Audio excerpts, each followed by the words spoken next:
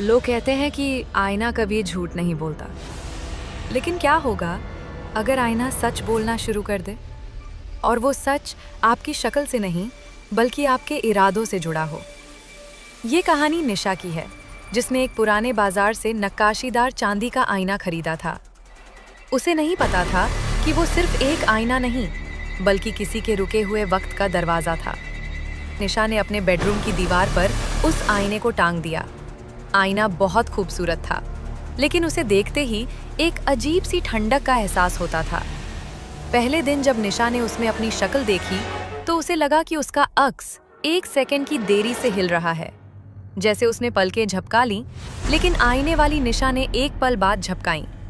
उसने सोचा शायद ये उसकी आंखों का भ्रम है। एक रात निशा अपने बाल बना रही थी। उसने गौर किया कि आईने का नियम बदल रहा है। हम जब आईने के सामने बायां हाथ उठाते हैं तो अक्स दायां उठाता है, लेकिन उस आईने में निशा ने बायां हाथ उठाया और अक्स ने भी बायां ही उठाया। निशा के हाथ से कंघी गिर गई। वो डरकर पीछे हटी, लेकिन आईने वाली निशा वहीं खड़ी रही। वो अब निशा की नकल नहीं कर रही थी। आईने के अंदर वाली निशा ने अपनी कंघी मेज पर रखी और धीरे से आईने के शीशे पर अपनी उंगलियां फिराने लगी। निशा ने कमरे की लाइट बंद करने की कोशिश की, लेकिन उसका हाथ स्विच तक नहीं पहुंच पाया। उसे ऐसा लगा जैसे कमरा धीरे धीरे धुंधला हो रहा है और आईने के अंदर की दुनिया साफ होती जा रही है। तभी उसने आईने के अंदर देखा। आईने वाली दुनिया में उसके बेडरूम की खिड़की खुली थी और बाहर तेज बारिश हो रही थी, जबकि असलियत में बाहर की रात बिल्कुल शांत और सूखी थी। आईने के अंदर वाली आकृति ने निशा की तरफ देखा और अपने होठों पर उंगली रखकर खामोश रहने का इशारा किया। फिर उसने आईने के अंदर दिख रही उस खिड़की की तरफ इशारा किया। वहां कोई और खड़ा था, एक काला साया जो आईने की दुनिया से निकलकर निशा की असल दुनिया में कदम रख रहा था। निशा चिल्लाना चाहती थी, पर उसकी आवाज नहीं निकली।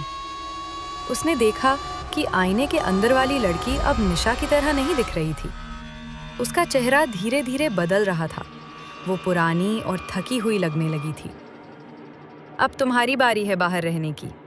आईने के अंदर से एक धीमी फुसफुसाहट आई। अचानक निशा को महसूस हुआ कि वो खुद ठंडी होती जा रही है। उसके पैर जमीन से ऊपर उठने लगे और वो खिंचकर आईने की ओर जाने लगी। उसे ऐसा लगा जैसे वो पानी के अंदर जा रही हो। अगली सुबह निशा की सहेली उसके घर पहुंची। उसने देखा कि निशा अपने कमरे में आईने के सामने खड़ी सज धज रही है। निशा, चलो देर हो रही है, सहेली ने कहा। निशा ने मुड़कर देखा और मुस्कुराई। वो बहुत खुश लग रही थी, लेकिन उसकी आंखों में एक अजीब सी चमक थी। सहेली को कुछ अजीब लगा। उसने दीवार पर टंगे आईने को देखा। आईने के अंदर एक लड़की खड़ी थी जो पागलों की तरह शीशे को पीट रही थी और चिल्ला रही थी।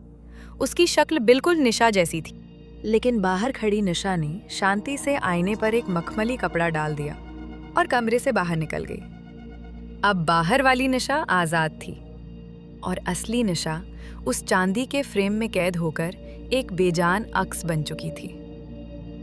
दोस्तों, आईने के सामने खड़े होकर अपनी जुल्फें संवारना आसान है, लेकिन अगली बार जब आप शीशे में खुद को देखें तो गौर करना, क्या आपकी पलकें और आपके अक्स की पलकें एक साथ झपक रही हैं?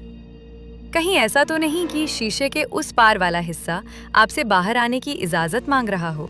आईना सिर्फ हमारी सूरत नहीं दिखाता, कभी कभी वो हमारे पीछे खड़े उस सच को भी दिखा देता है जिसे हम देखना नहीं चाहते।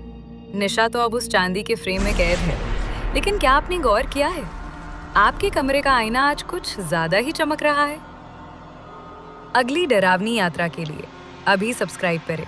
अगर आपको ये रहस्यमयी कहानी पसंद आई तो सब्सक्राइब बटन दबाएं और बेल आइकन पर क्लिक करें।